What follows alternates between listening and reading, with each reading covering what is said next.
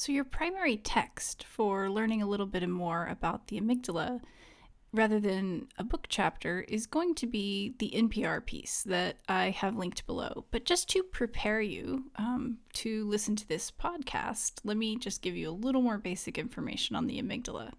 So as you can see, it is absolutely tiny. It's about the size of your thumbnail or an almond, and you can see it here kind of in the center of the brain.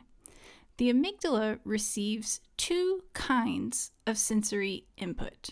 So it's receiving a ton of information from the outside world, and it's getting that from the thalamus, that air traffic control center sitting in the diencephalon that is busily sending sensory messages everywhere they need to go in the brain for processing.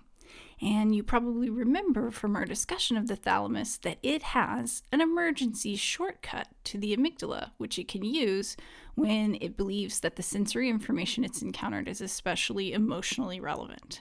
The example we gave was when you see a snake. Information can be sent straight from the thalamus to the amygdala so that your fear response can kick off even before you've finished processing the visual details of the scene, such as recognizing what type of snake it is, or in fact, even if it's a snake or a snake-looking stick. The amygdala is also getting another really important kind of sensory input, and that is from your inside world. And this sense of the inside world, regulated by the hypothalamus, is also known as interoception. So interoception is your sense of what's going on inside your body. And that's something that the amygdala uses to determine the threat level that you're under at any given moment. So using that information from the outside world and your inside world, the amygdala decides when to ask the hypothalamus to set off a fight or flight response. And that can produce either fear or anger, depending on the details of the situation.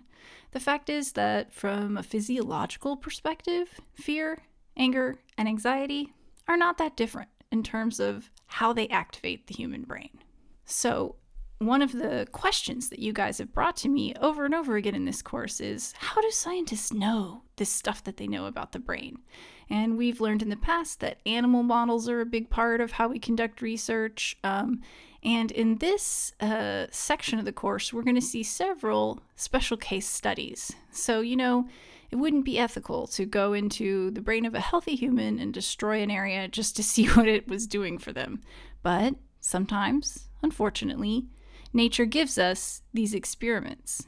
And the case we're going to examine in this audio piece is one of a woman named SM who had a rare genetic condition called Urbach-Witte syndrome, and what it resulted in was the complete destruction of her amygdala.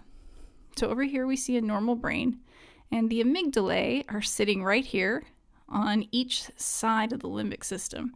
And if you look at the corresponding areas of SM's brain, you can see that little black hole. It looks like someone came in with like a little melon ball scooper and just scooped the amygdala out.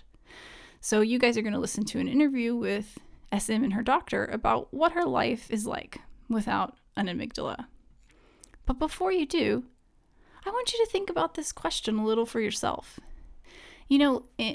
In the lessons on the parasympathetic nervous system, we talked a lot about how uncomfortable fight, flight, freeze can be, and how difficult it can sometimes be to manage those fear symptoms as we try to go about living our lives. So I want you to take a moment and imagine, what would a life without fear really be like? If you could do it, if you could choose to get your amygdala scooped out like they've been from SM's brain, would you take that chance? What do you think that life would be like? Would there be disadvantages?